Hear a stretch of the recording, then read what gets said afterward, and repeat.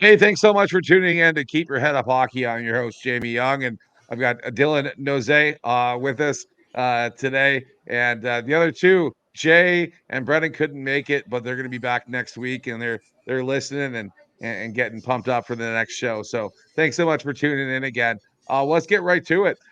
Big topics this week, and a lot to talk about. A lot of hockey has went past since we talked last, so let's get right into a bunch of topics. First topic, you know what? Adam Johnson lost his life due to a terrible play, just a disgusting play in the middle of the ice with a skate going right across his neck and died. And I'm so sorry to hear that. And shout out to his family and friends. So sorry to you can just imagine what you're going through. So from Keep Your Head Up Hockey, so sorry to hear that. But we got to talk about it. Let's try and influence the game with this terrible accident. Should net guards be mandatory? Should the NHL make a difference in the equipment that the players are wearing? It's a net guard. It's not a big deal. It could save your life.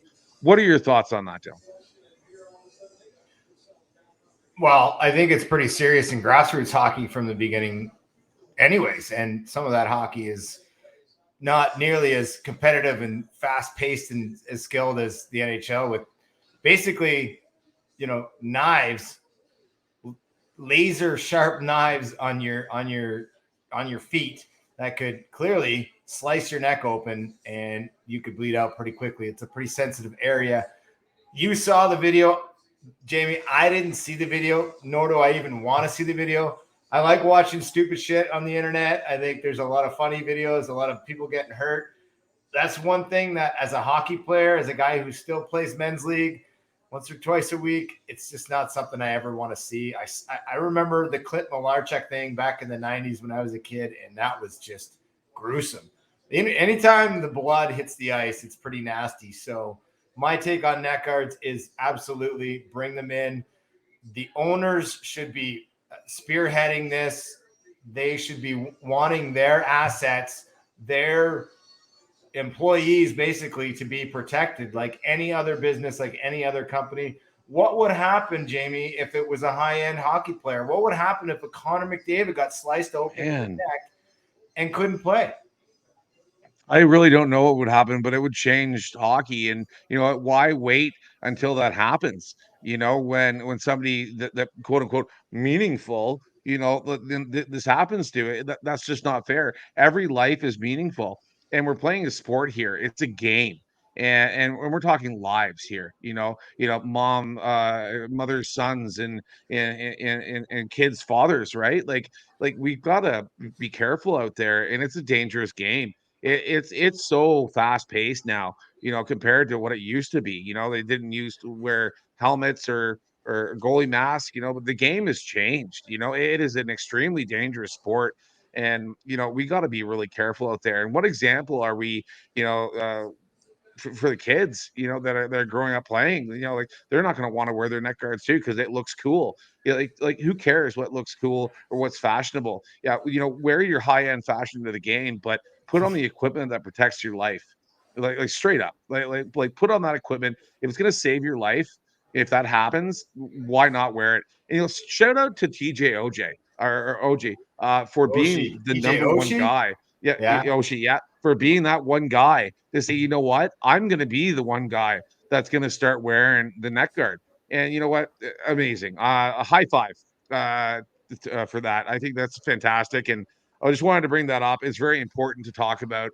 It's what a, yeah, you don't want to watch that video. Absolutely terrible and pretty scary. And yeah, I just had to start the show with that.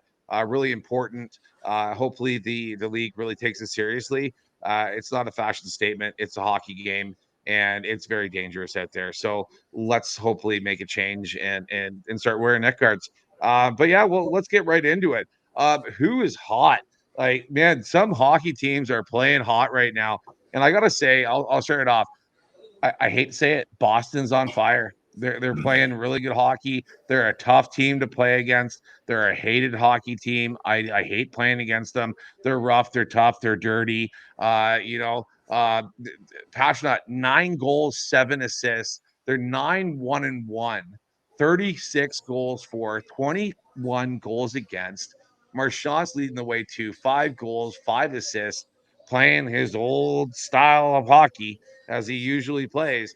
And they've got the two goalie tandem, that's standing on their heads, and they're really making, the league chase them again.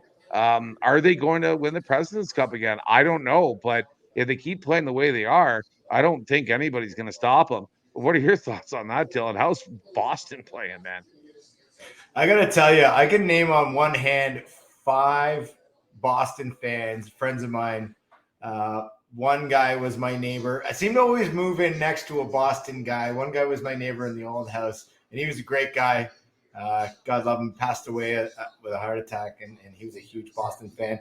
And shout out to the Bear, wherever you are, brother. We're thinking about you. We're still watching hockey. Yeah, where was it going? Okay, yeah. So I love talking about Boston because I always find that I run into these Boston fans, and they're the most chill fans of all time. Like they're not like Montreal Sens. They all got these passions. They all hate the Leafs. They all got something to say, and it's like the Boston fans. They seem to just be calm and cool, just like their team, and they just keep winning no matter what anybody says. They don't say shit either way. They don't get too high or too low. They just come out there and be consistent. And for a team like this to come out without Patrice Bergeron, without anything really said about them, really going for them, and they just shut everyone up. Shut up, shut up, shut up. No matter what anyone says about how bad they're going to be, they come out, and like you said, they've let in the Golding Tandem's let in 21 goals in the last few games. Like Ullmark's got a 9.26 save percentage at 2.3, but then Jeremy Swayman, he's played 5 games. He's got a goal against average of 1.38. Like he's only let in 7 goals all year in 5 games. And this is the tandem of goalies that is really unique. They love each other. They support each other. They're not fighting for who's going to take over here. They're a team, and they support each other with a big hug after each game. I've got to say, I love it. I really do. And there's other teams that need that support in net because the one guy's playing great, the other guy's playing terrible, and there's not a lot of support back and forth. One wants to take over, right? But I'm saying right now that Boston is playing lights out right now. They're playing great, and they're the team that you do not want to play against. They're just making it hard for you. And scoring on the power play, you don't want to put them on. I don't have their power play numbers together, but they're hot on the power play. Like Pashnut has got 16 points this year. Brad Marchand 10. But the whole team, like I go down the list here, and you go down the list 12 players, and we've got 4 or 5 points for each player. They're a 4-line depth team, and they're playing really, really well. So yeah, they're hot. They're hot. But we'll move on to another team too. We'll keep the show going. The Red Wings, a huge surprise, I think, for a lot of people. Boy, Alex DeBrincat, just shit the bed in Ottawa. Terrible player for Ottawa. Never, ever, just he had so much development potential and did nothing in Ottawa, and then gets traded. And then now he's got 9 goals and 5 assists in 12 games. That's just unheard of. And then Larkin, 5 goals and 12 assists, 45 goals for, 37 against. They're playing really well. They're red hot, and the Flames, they're red hot wings. They're hard to beat too. And I've watched them play. They're a hard team to play against too as well. But a huge surprise. I really didn't think that they do that well with the last few years. They were, in full development, but right back into it again. And they're just come out firing this year, just playing really well. Yeah, you said it, the red hot wings, man, just like they're serving them up in every restaurant, every Wild Wing in St. Louis across the city. It's Detroit's time to shine by the looks of it. Dylan Larkin is one of those good old Canadian guys that is he Canadian? No, is he American? No, he's Canadian. He's American. He is American. He's He's American. from Detroit. Isn't he from the Detroit area? Actually, yeah, my bad. Anyways, but yeah, you know what? I confuse him as a Canadian guy because he's got that heart, that grit, that toughness, and he's got the skill. He's got a little bit of that X factor that you want in a captain. The guy who's going to get up and say something in the dressing room when shit's not going well. And he's been through shitty times. He's been through rough seasons with that team. So good on him. Good on the Red Wings too. I'm happy to see the Red Wings up there. I love playing the Red Wings as a Leaf fan. And I'm also happy that they gave the Boston Bruins their first loss of the year on Saturday. So I gotta say, James Reimer too. He's only played 4 games for them this year, but he's got a goal against average of 1.522, which is really good. You know, I think he's let in 6 goals in 4 games. He's played amazing, and they've got Husso as their main that's played 8 games for them with 5 wins, 2 losses, and 1 OT loss at 3.37 goals against average. But, you know, 0.896, very respective. But James Reimer, former Leaf, standing on his head, playing for the Red Hot Wings. Listen to the names we're calling out here, Jamie. James Reimer, Husso, Larkin, DeBrincat, all these guys on Detroit, all these guys on Boston. They're not, you know, your head over heels superstars in the league necessarily. I mean, obviously Pastrnak, but still, like these are teams that are cohesive. You look at another team that's doing extremely well, the Vegas Golden Knights, coming off their cup win, and they just have a team of cohesive,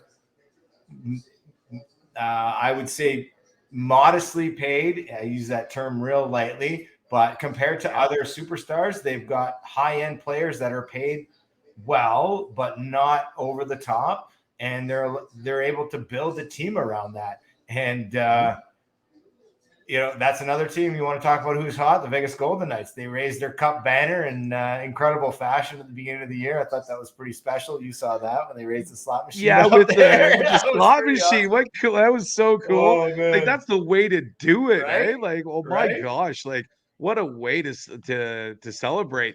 But yeah, let's talk about them. 11 wins, 1 loss, and then 1 OT loss. Like 13 games into the season, and you've only lost 1 game in the regular time. Like that's just the way to set the pace for the year. And Carlson, 6 goals, 9 assists, and Eichel, like where's this guy coming from? Had a great playoff, but yeah, 6 goals, 8 assists, like stepping it up. But that goalie tandem, wow. Adam Hill, he's played 6 wins, 1 OT win, and then 1 OT loss.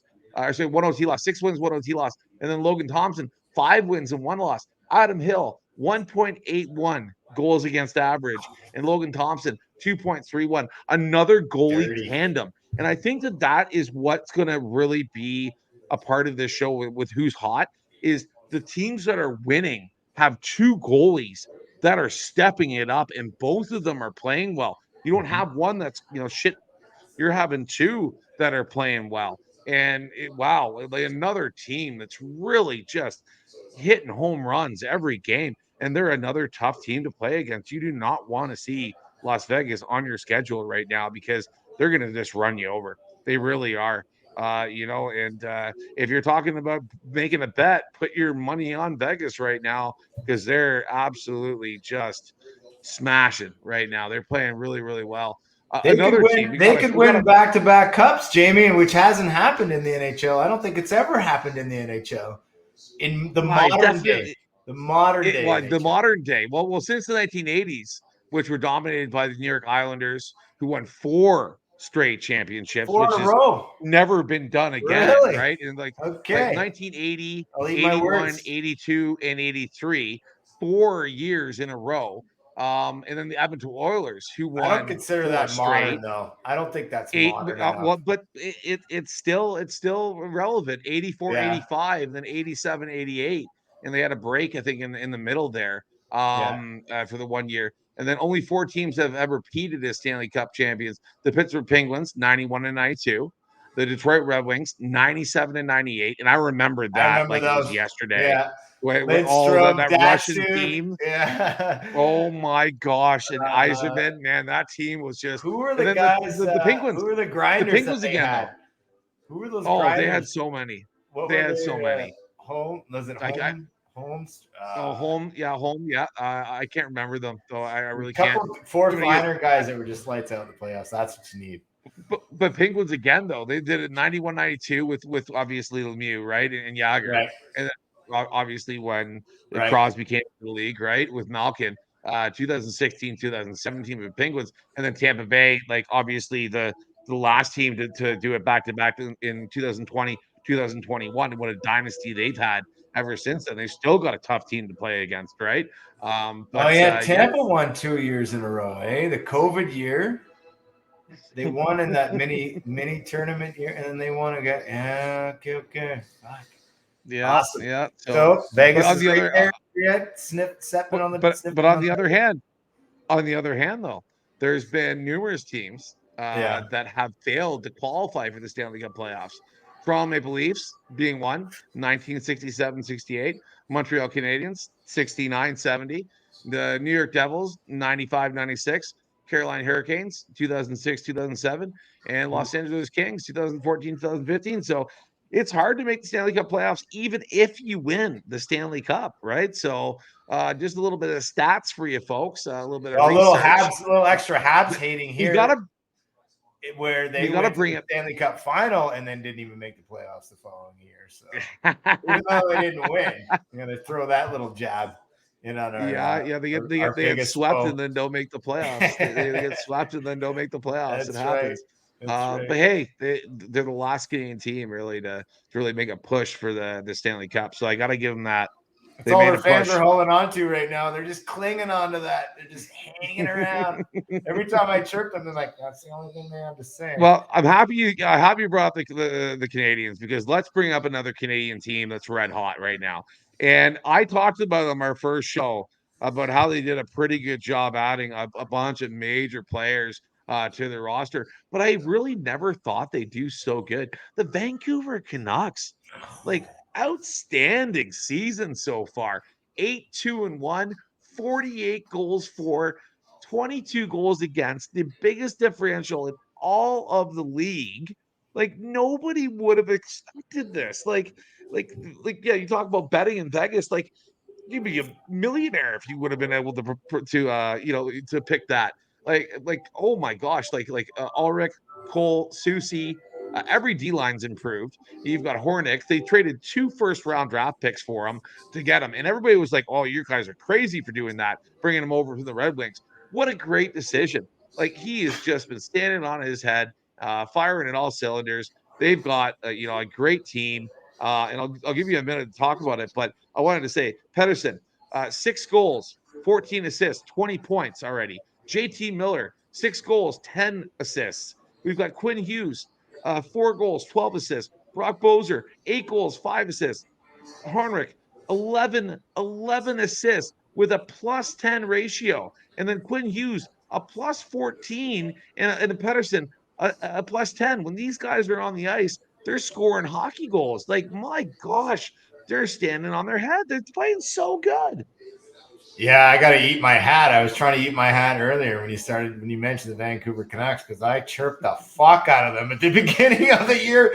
I was like, who are these guys? They are a bunch of nobodies. We gave them Sam Lafferty. Here you go. He's got 5 points. He's got more goals than Bertuzzi. So what the fuck? Vancouver, good for you. Because you know what? We felt bad for Vancouver because they were supposed to be good. It felt like they were in a rebuild for so long. Then they had Pettersson, they had Hughes, and Besser. They had that core group, and they're finally doing what they were supposed to be doing, and because they've got the defense. And you know what? Do you know what they remind me of? Lacking the defense in the last couple of years. Our team. Leafs. Exactly what's happening. Yeah. It's what's happening tonight and the other nights. We'll get to the Leafs though. We will. We definitely will. But let's keep the conversation a little bit with Vancouver. The reason why they're doing so much, again, a goalie tandem that's doing well. We've got Demko. He's got 227 saves shots against, and 215 saves. So he's only let in, what is that? 7 plus 5, 12 goals in what, 8 games. Like, that is just outstanding. And then Casey DeSmith, his goalie tandem, he's played 4 games. He's got 2 wins, right? But playing well, 3.07 goal against average. But Demko, 1.55. I think that might be the best in the league. And that's going to win you hockey games. When you've got 2 goalies that are playing well, that are supporting each other, that's going to get it done. And just extremely excited for those guys and their fans, because it's been a long time coming. It really has. And I'm just really happy. I remember when they ripped the shreds out of that city when they lost to Boston in the finals. That was bad. And I was just bad. Man, but I know how much that could hurt. Like that's got to hurt bad. And all the years that they've tried, once again to do well. And I hope that they can keep it going. I really do. My assumption thinks that they won't. But then again, you've got to think about the coach behind the bench, right? You've got to think about the staff that have really thrown together this, look on this team. They had a problem with the penalty kill. They're not having no problem with the penalty kill this year. They're doing really well. And boy, what a great team to watch this year. I love watching them. They're playing great hockey. They dominated Dallas the other day when I watched them. And Dallas is a great hockey team. Like, wow. Like they held Robertson to 2 shots on net for Robertson. And that is a huge thing to do. But yeah, we got to talk now though. We're going to move it on to who's not hot, who's not playing well. And one team comes to mind, Dylan, one team out of everyone. And I said that there was something wrong in that dressing room in the first episode of our show, the Oilers. They've got one of the best teams on paper, and what a terrible start. Boy, oh boy, 2-7-1, 26 goals for, 41 against. Draisaitl, he's got 4 goals, 9 assists. Hyman, 4 goals, 6 assists. Bouchard, 3 goals, 7 assists. I don't even have Connor Bedard on that list because he just hasn't shown up. But he was hurt a little bit, right? For a bit, he came back. Yeah, David, exactly. David, sorry, McDavid. But I'm gonna get you like a little picture to put up on your wall over there because you always get your Connors mixed up, which is fair. I know. Well, I got a Connor of my own. Connor, I mean, and your son is Connor, so I got a Connor of my own, so that's why I get them all mixed up, I think. But yeah, McDavid, no, he hasn't performed either, and it's kind of a shame. They've just had a tough time. McDavid does have 10 points, like that is still pretty modest, 2 goals and 8 assists, but yeah, he's still having a tough time. And I don't think that the team ever thought that they'd start the year this poorly, after losing it so bad in the playoffs. But it's been tough to watch. What do you think, Dylan? Yeah, I think we all sort of had the wool pulled over our eyes, thinking that, wow, Connor McDavid, he's the best player in the world. I mean, really, he is. He's unbelievable. Like he can do things at top speed with the puck that people could only dream about doing ever. And Evander Kane and Draisaitl, I mean, that's who they got. So I think the hype, we put way too much hype into this team, thinking that Connor McDavid was going to put the team on his shoulders and carry them to the promised land. And the workload is just too much. They need guys to pick it up. Zach Hyman is supposed to be one of those guys, should be one of those guys. I mean, he was an asset on the Leafs all those years. That's why he moved over there, because of obviously cap issues. But the Oilers have cap issues too. Like, who are they going to get? They've got a huge problem with Nick Nurse. No, is it Nick?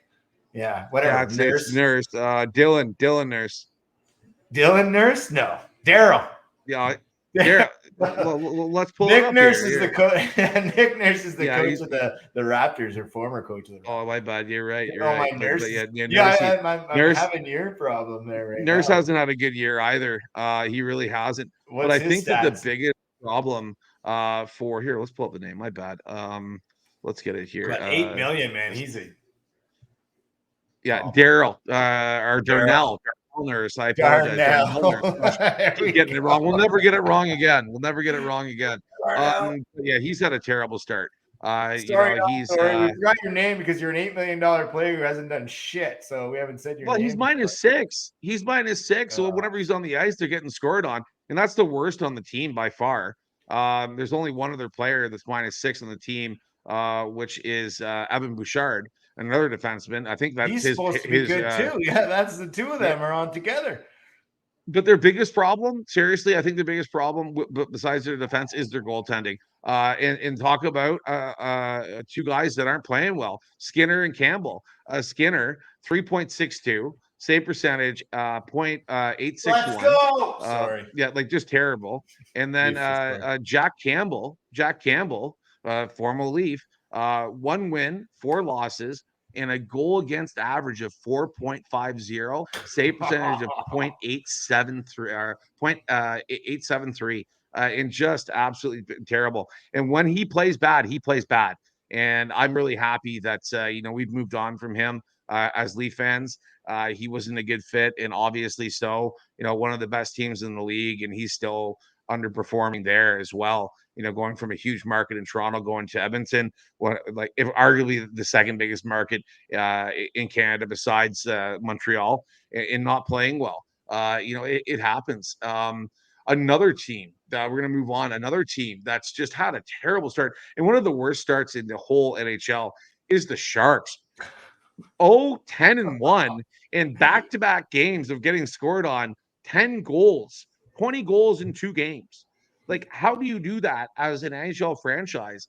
Like, can you not put a team out there to defend the puck?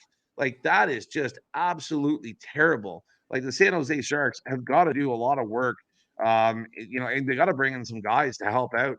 And I think they obviously need a goaltender to let in, even a tandem to let in 10 goals. That is bad. That is really bad. In a row, and Jamie. 2 games in a row. Yeah, 2 games in a row. Like, I don't think that's a stat that they're going to live with. That's never going to happen again. Won't happen again. Yeah, and they've got 3 goaltenders that are playing, right. They've got Krona, they've got Kakukinen and Blackwood. And Blackwood's got a 4.78 goal against average, and Kakukinen 4.3. And then this other guy, Cronin, that came in randomly, 7.87. So like they're not doing well, but he only played the 1 game. But you look at their plus minus, their best player was 7 points, Hurdle, -12. He's a -12. And a lot of the team, like -14 for Zadina, like they are not doing well at all. And it's tough to watch. I watched one of their games and it's just, my gosh, they're a minor hockey team. Yeah, when I saw that stat, 10 goals, 2 games letting in 10 goals, I took a look at the team, and I was just like, oh man, they really don't have anything. They would have been better off to keep Jones as their goaltender. They gave up him. Agreed. And Agreed. They don't have anybody back there. It seems that can stop the puck. It's almost like when you can't win a game, are they ever going to win a game? The fan base is going to go nuts by the time they win their first game. But at the same time, it's almost like this team could be relegated to the AHL at some point here. Like, or can you put the whole team down there for a conditioning stint? Like, what do you do, Jamie? Is there anyone there? Hello. Yeah. Is there anyone down there in their affiliate leagues that can come up and do, like, they got to mix it up. Like, They don't have any cap issues either. They've got lots of room in the cap. They got to start making some trades. They got to start making some trades, Dylan, and switching it up. Or I don't know, take a trip somewhere, like next road trip, do something different and try to bring this team together. They don't have a terrible team, but they do not have a good team. And it's going to be a rough season for them. They're definitely in the rebuilding stage. And I can relate, the Leafs have been bad, but they've never been that bad. But I can relate to watching a tough hockey team and one not perform well. But I really feel for the San Jose Sharks. I don't think they should have ever got rid of Karlsson. That was a huge letdown when he left. And and they just kind of went downhill from there. And their problems in the playoffs, like they could just never win in the playoffs. They're just the team that has a great, like in history, they've had a great, regular season normally, and then go into the playoffs and shit the bed year after year. They just can't get it done. So tough team to watch. But another tough team to watch for our Canadians right now.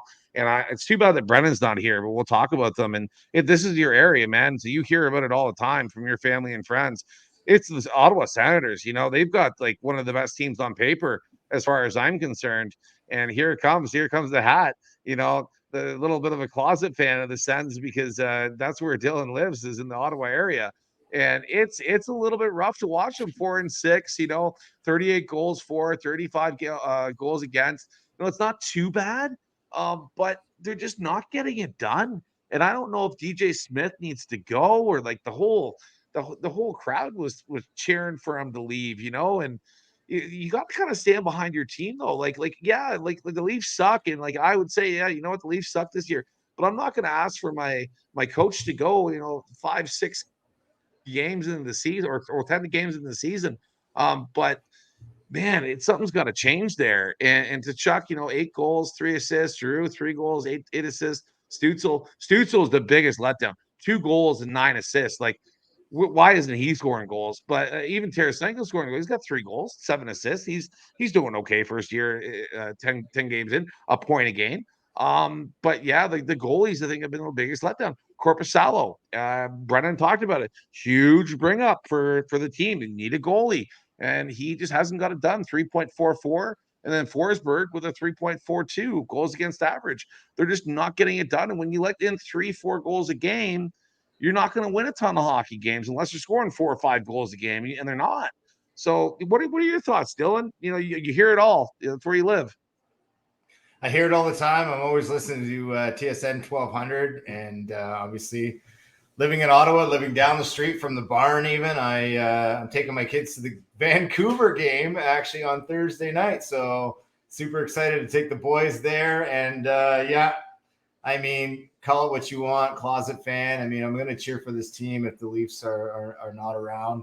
And it was fun back in the heyday when we used to party on Elgin Street when the Sens were going all the way. But this is a team that has lost their way. It's like a black cloud has come over this team. It's like the Shane Pinto thing at the beginning of the year, which everybody knew about, and they tried to hide it, and then obviously it came out because this was a gambling issue thing that came out in the summertime, and so He's not signed. He's not on the team. That's a big piece.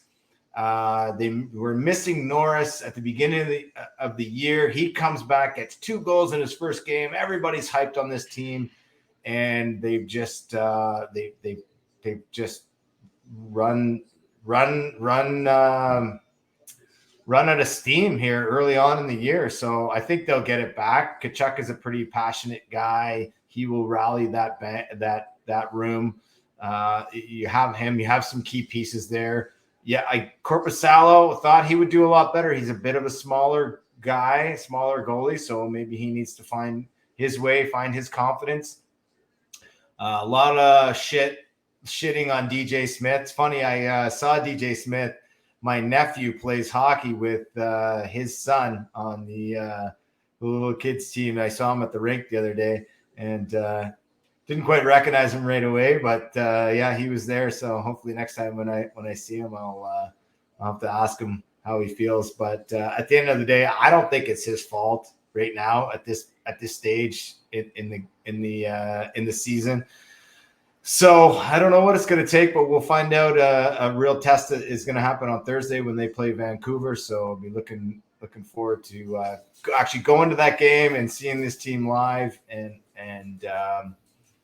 yeah, I'm as surprised as you are. Stützle, 2 goals, just not performing the way he should. So we'll see what happens. I want the Sens to make the playoffs, but it doesn't look like they're even getting a sniff at this point. If you go to the game on Thursday, and let's say Vancouver is up 4-1 in the first or second period, do you think that the crowd will still say fire DJ? Do you really think that they will again, even with to Chuck saying what he said after the game. Like he really called the fans out, saying that you got to stand behind us. Like we're trying our best here. We're trying to win. I mean, we know that you're a passionate fan base, but like give us the chance, basically, is what he said. And we're only 10 games in, right? But I understand the passion and the drive. I'm a Leaf fan. I get it. I get it. I really do. But you gotta stand behind your team and your coach. But do you think that they're going to chirp him again if it happens again on Thursday?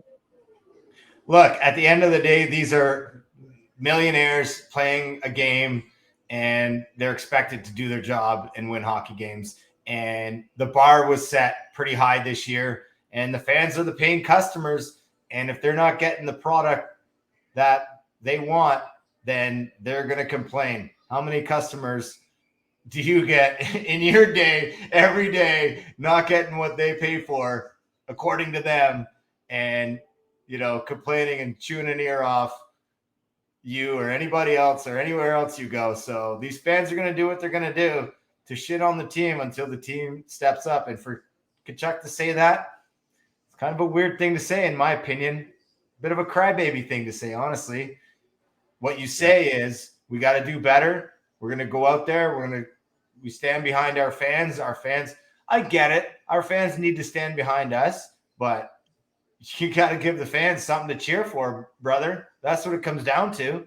Give them something to cheer for. Get in a fight. Yeah. I don't know. Do something. You got to do something. The expectations are high. The pressure's on. And if you can't handle the pressure, what are you going to do in the playoffs? Yep. No, the bar is really high for Ottawa, just with all the changes that they've made. And you know what? I hear you, Ottawa fans, and I feel for you.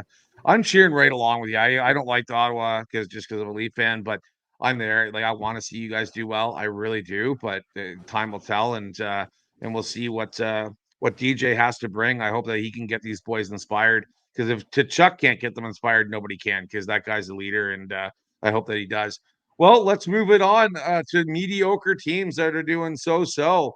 And I know that Dylan wants to talk about it, and we're all leafed up. Let's talk about the Leafs. So let's go. How about them Leafs? How are the Leafs doing? And you know what? I'll start it off a little bit.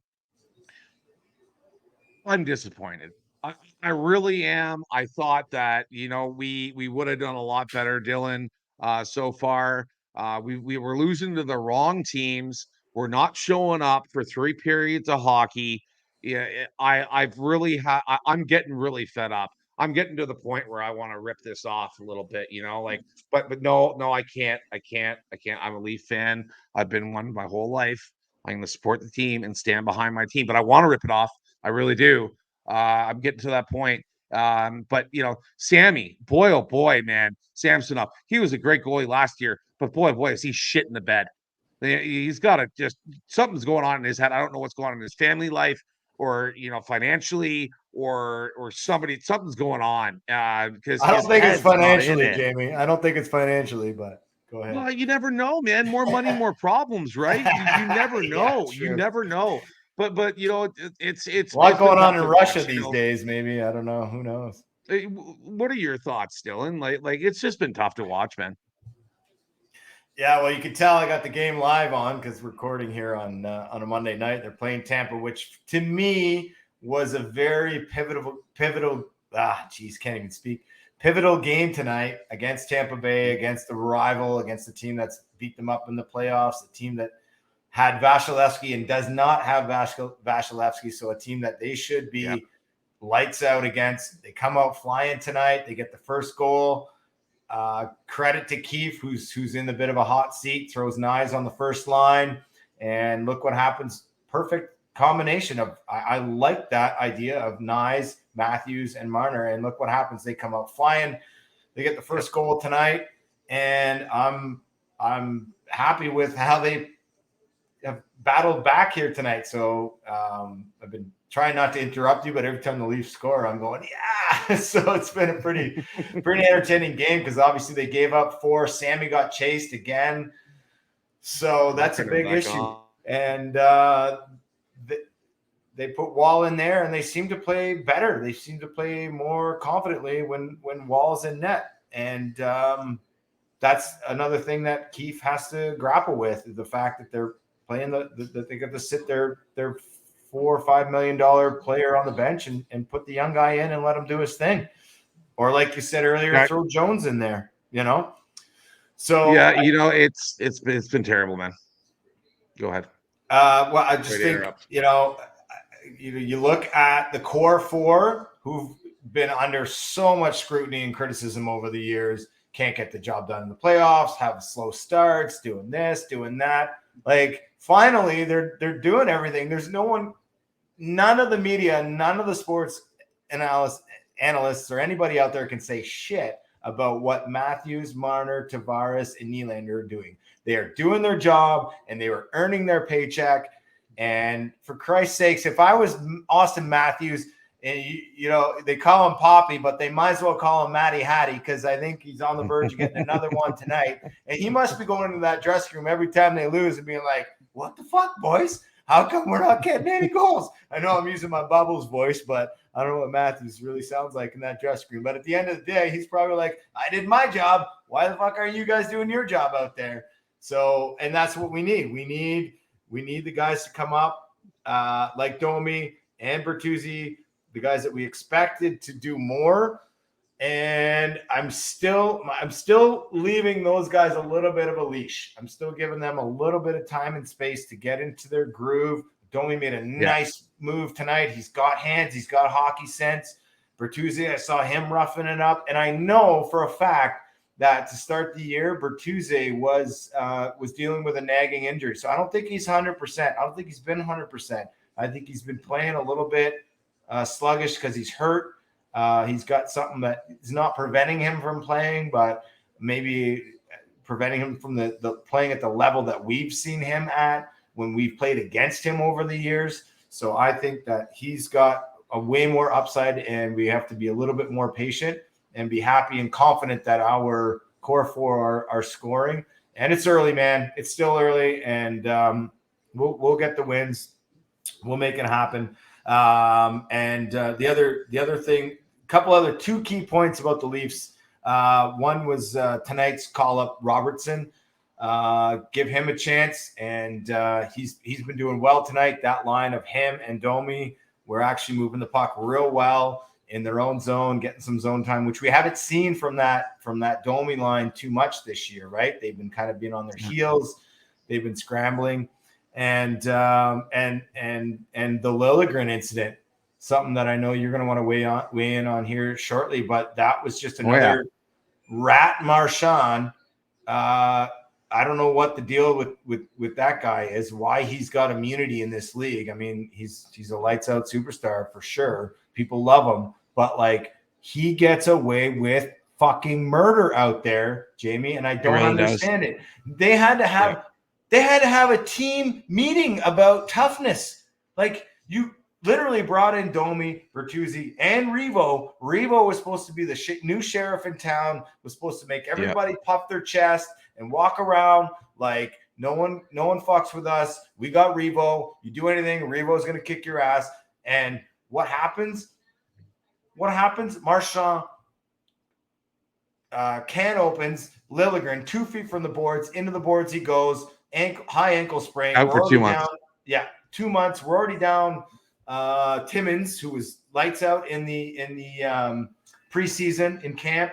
Had a lot of upside to him, and was looking forward to having him shut down top lines, top forwards this year. And now we got to pile a lot of minutes on the 40-year-old Giordano, and fucking heads up. God love you, Giordano. Good old Italian guy. Holy shit, man. He doesn't quit. He does not quit on anything. You got to love him, man. He's not as fast, but he's smart as hell. And we owe him a huge debt of gratitude for stepping up. Riley's been doing his job. So Brody's been doing his job. The defense have been doing their job, but they're weakened because we're stuck with guys that aren't quite NHL ready yet that we have to call up. So, but I mean, my main point to this was to talk about the Liljegren incident and the lack of toughness, and the fact that They didn't do anything. They didn't respond. They had to have a team meeting. So hopefully that does it. Because you know what, Jamie? If that happened on my men's league team, the whole fucking bench should be out there pounding guys for doing that. Like on a men's It should have happened on my Guys that minor got a team. little- you know? So When I was playing minor hockey, we were playing in a tournament in Kingston, and my goalie got ran, and I was on the bench, and my coach tapped me on the back. I was the big boy in the league, jumped over the boards and just smashed this guy's head into the ice, sent him to the hospital for a month.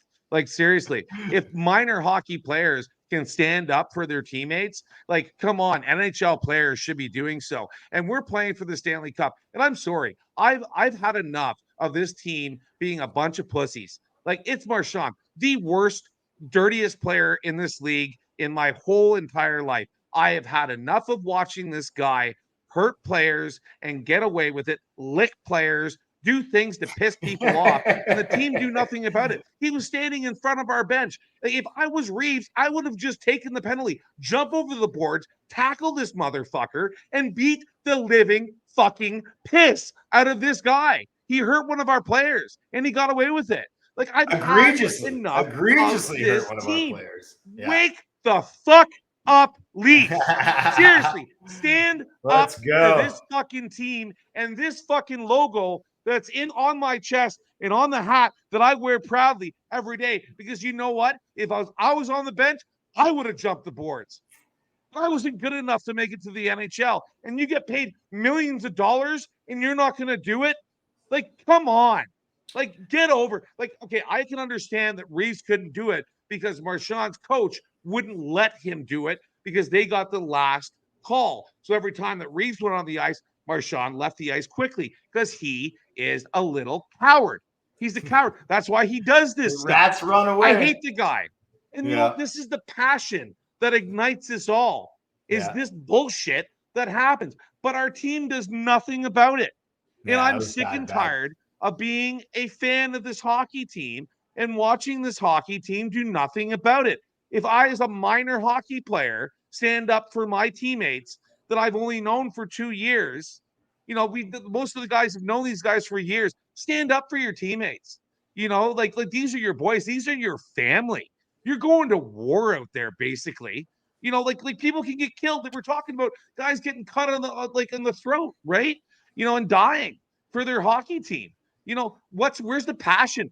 Are you not ready to die for this hockey team? Are you not ready to put yourself out there and your fists out there to stand up for this hockey team? I have cut my damn mustache in a Wendell. And you know why? Because that's the guy that we need on this hockey team out there. Because Wendell Clark wouldn't have put up with that. That's for sure. He would have or Darcy Tucker. Game suspension. He gave me a 10-game or Ty suspension. Domi. That's fine. Or Ty Domi. Or Tucker. Do you know what the game that I'm remembering right now against Ottawa, where he fought the whole Ottawa bench? Yeah, you're fucking right. He did. That's the passion. I'm going off right now, but I'm pissed off. And you know what? I've got passion. Where's the passion on the ice with this hockey team? You know what? We've got a good game going on. We're battling back Tampa Bay. Great. Because I hope that meeting that they had wake the fucking goddamn team up, because I've had enough as a fan. And that could have changed the whole game right there, man. That could have changed the whole game. If they went out there and they did something to Brad Marchand right then and there. And who does Boston have to protect Brad Marchand? Nobody.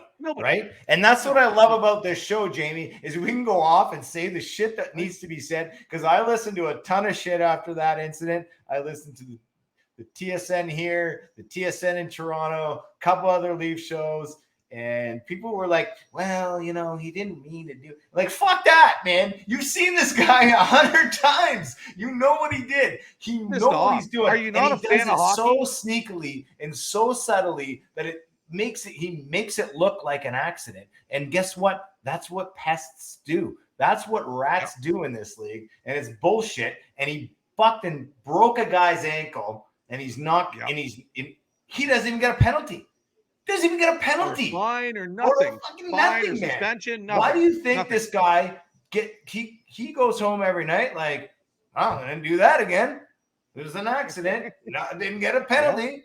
I'm going to keep doing it. No one even fought me. Ha ha ha. He's laughing at us. The worst, the dirtiest player in the league.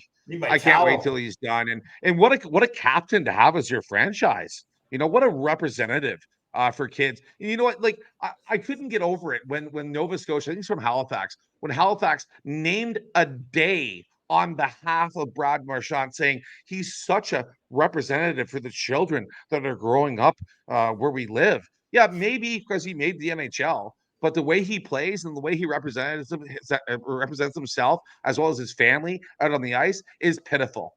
Licking people, like smashing people, like smashing people to the ground, injuring people over and over and over again. He is the most suspended player in NHL history. Yeah. The most suspended player in NHL history. As far as I'm concerned, he should have just been, okay, see you later. You're not playing anymore.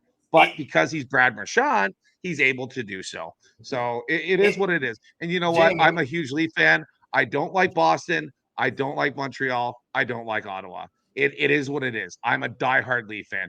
And I'm going to say it like it is. And on this show, we're not going to, just be, oh, yeah, that's okay. No, I'm going to say it like it is as a fan. Like I'm sitting there with you at a bar, having a beer with you and debating this with you. I'm going to talk like it is. And that's how this show is different. And I hope that you guys really enjoy that part of this show.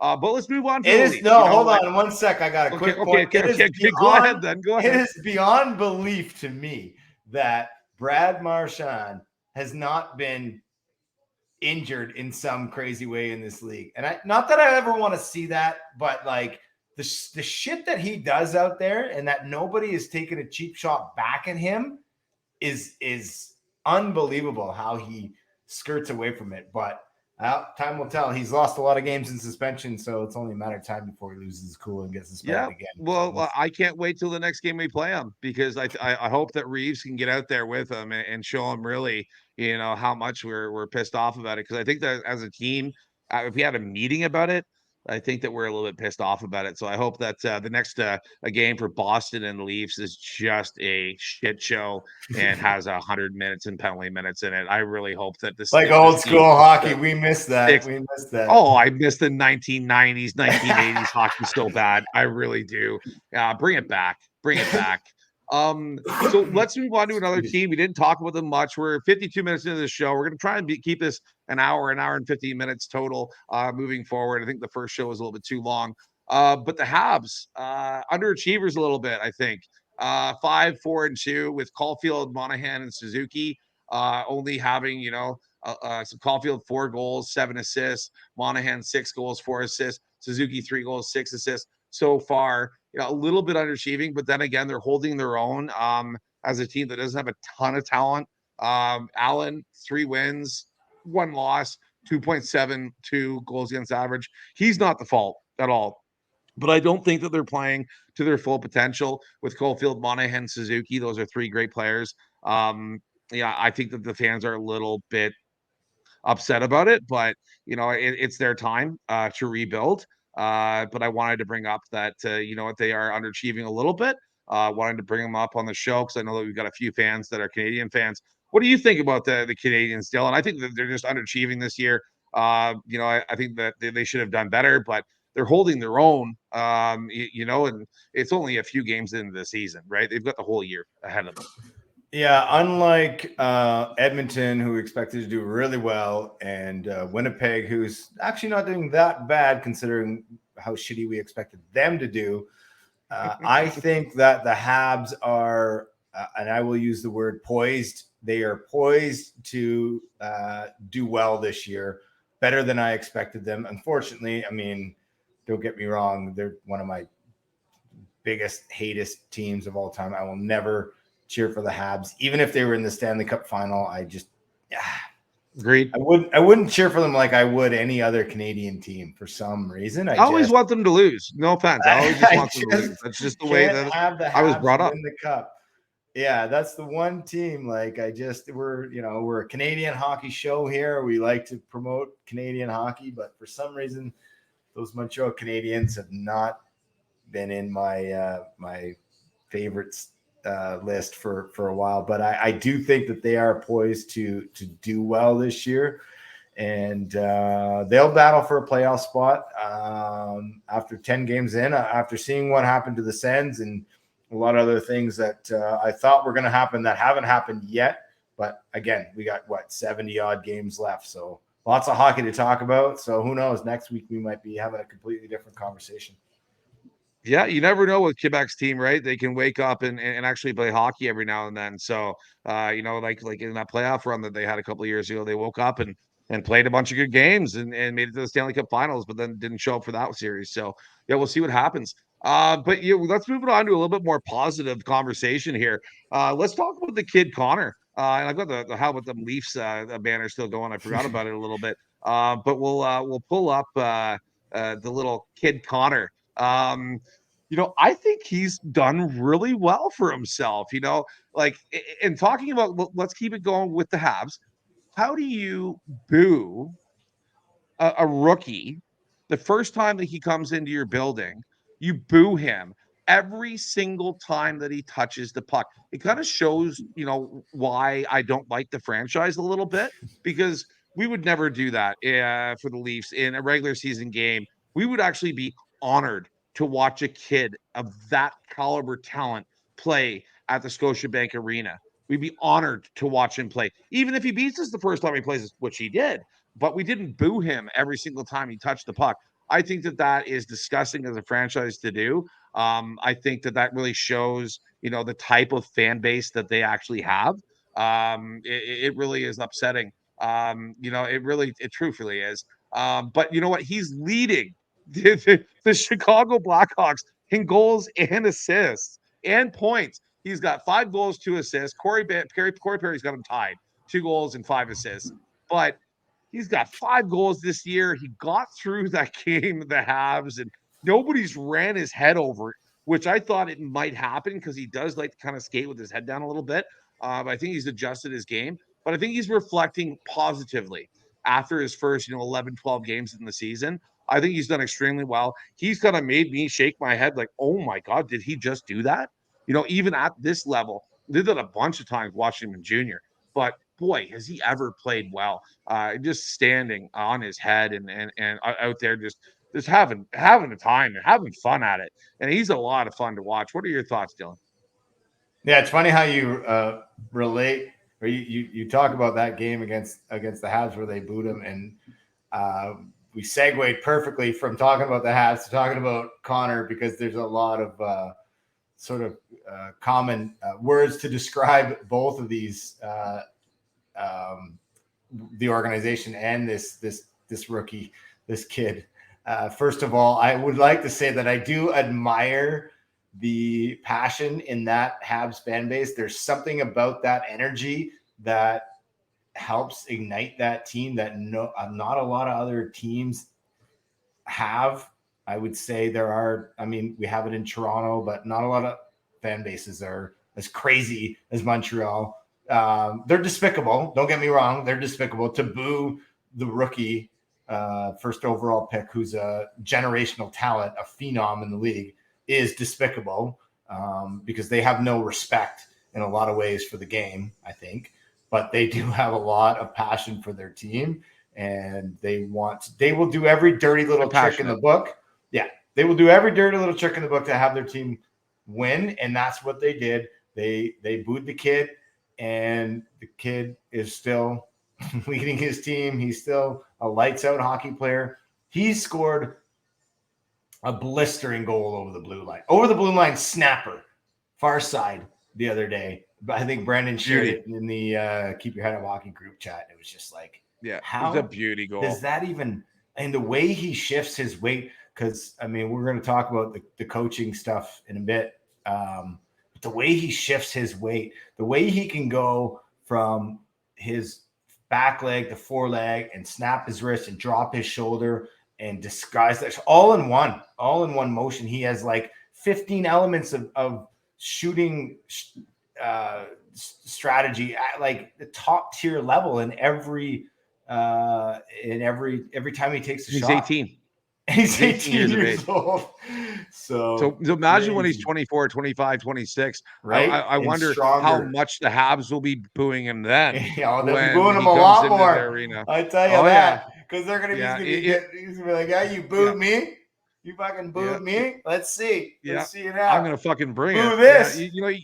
you're just putting salt in the wound, Oh Habs no. fans, and I Yeah. love it. I He love will it. have the Like last the- laugh. He will have the I last think it's laugh. despicable, but you know what? I love it because Connor Bedard's never going to forget that. And every time he comes to the Habs arena, the Bell Center, he's going to bring it. And you're going to watch out. You're going to see Chicago beat you next time that they come into the Bell Center. I guarantee you. Mark my words, it's going to happen.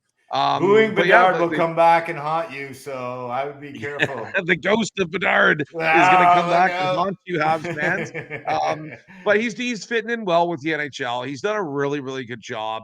I've been extremely impressed. Chicago Blackhawks, the team really needs somebody to cheer for and really to cement their rebuild behind. And I think they've done a good job in giving him some protective pieces in Corey Perry, who's really stepped it up this year.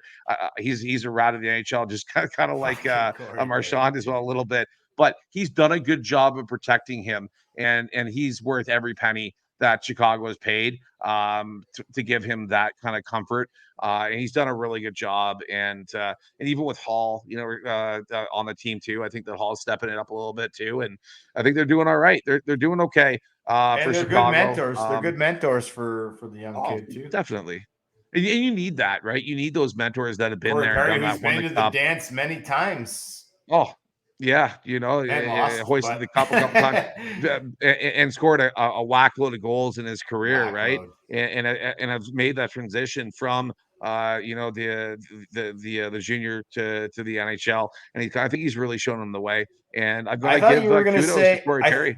I thought you were gonna say, when you said transition, I was gonna say, I thought, no, not that kind of transition. No, I thought you were gonna say transition from like a top tier goal scorer to like an elite third or fourth liner. Like, that is a very difficult thing to do for a player, to stay in the Oh, league for sure. that long and transition into a player that is like, to change your role essentially, right? Yeah, And a yeah. lot of players He's have a done a good hard job. time with that.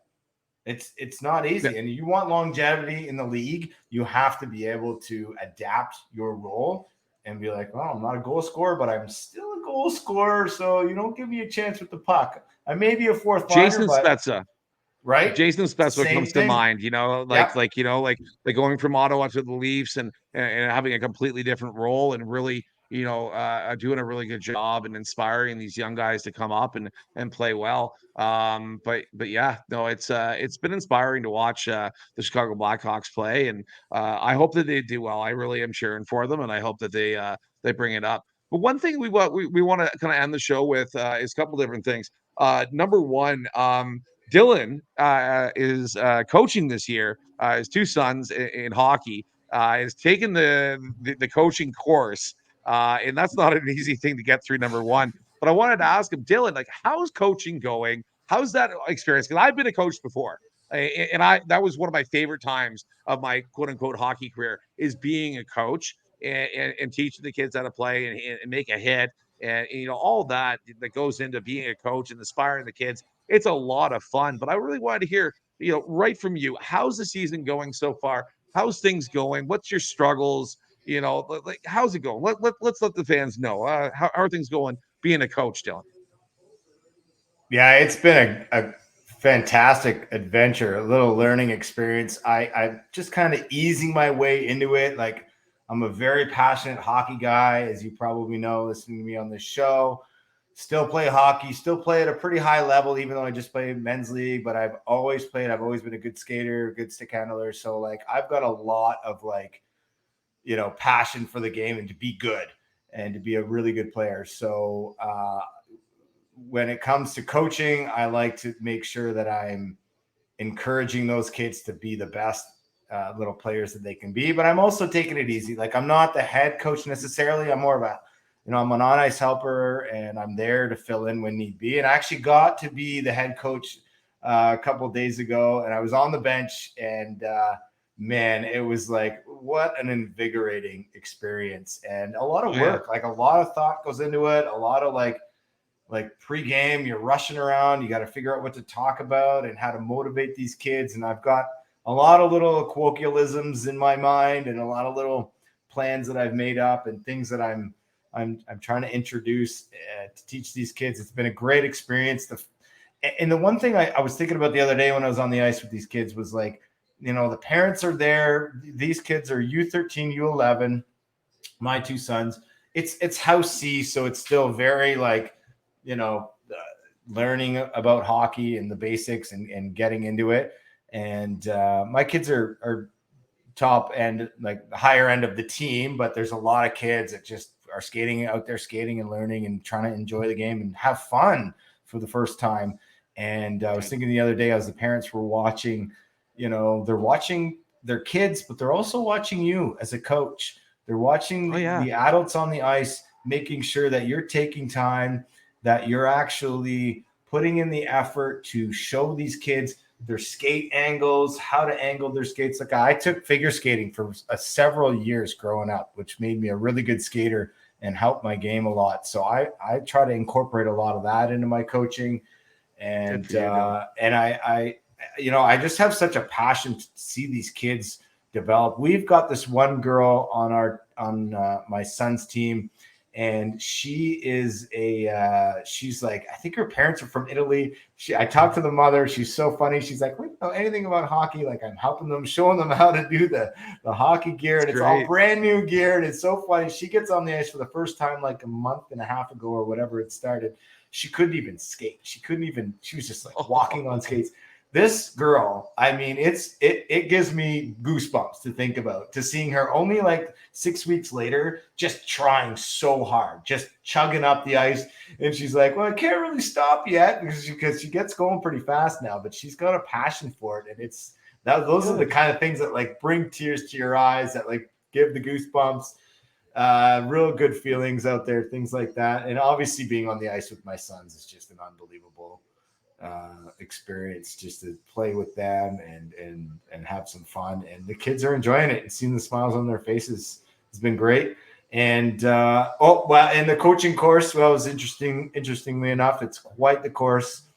I do give a lot of credit to Hockey Canada for putting the effort in, because certainly when I coached baseball this past summer, there was nothing like this. So I think it's a bit over the top. I think I could have probably wrote a test and answered a multiple choice quiz and not had to spend, you know, all that time going through the modules and doing the in-class learning and all that stuff. But I get why they have it. I do understand it.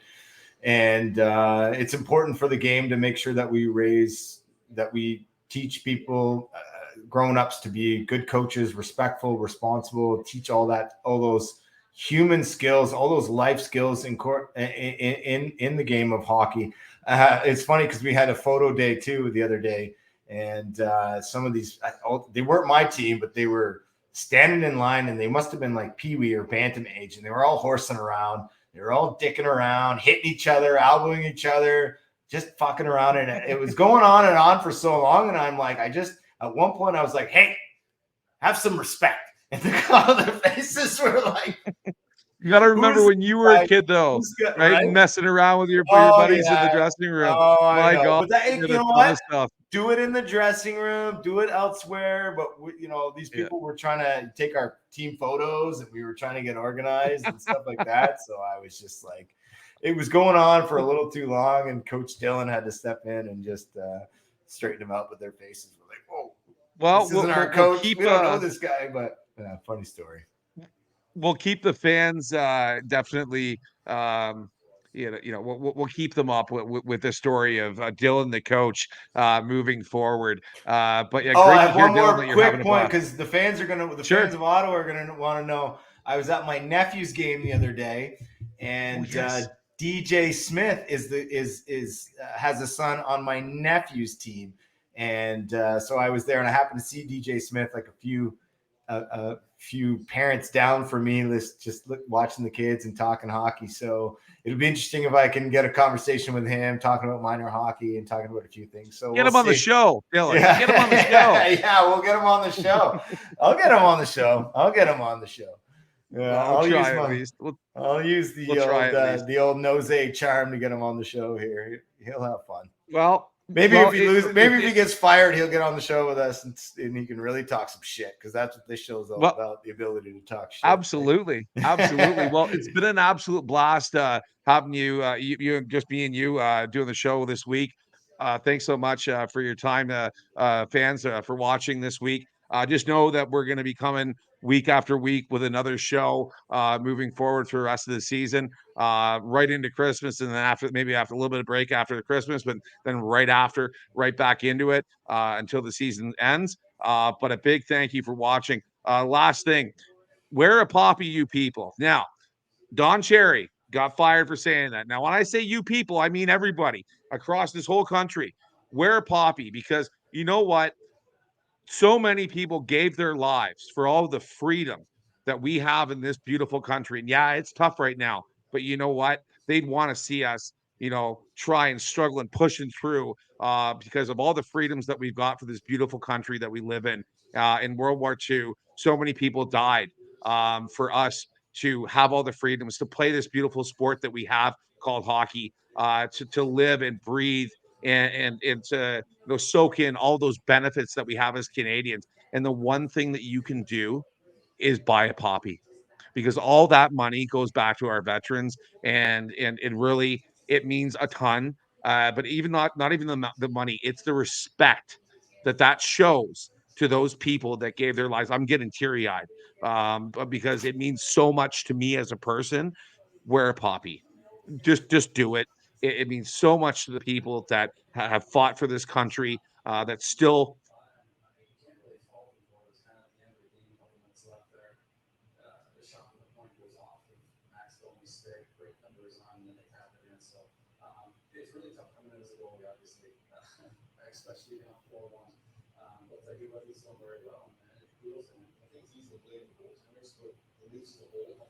Wow, you blew up the system. Thank you so much. You still there? I lost you for a second. I know it was cutting out there.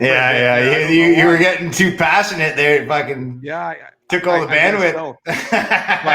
But you know what? Thanks so much for tuning into the show, and we're gonna have the boys back, all four of us: Dylan, myself, Jay, Gordon, and Brendan Finch, back on the show next week, and we'll be right back at it to talk more hockey with you.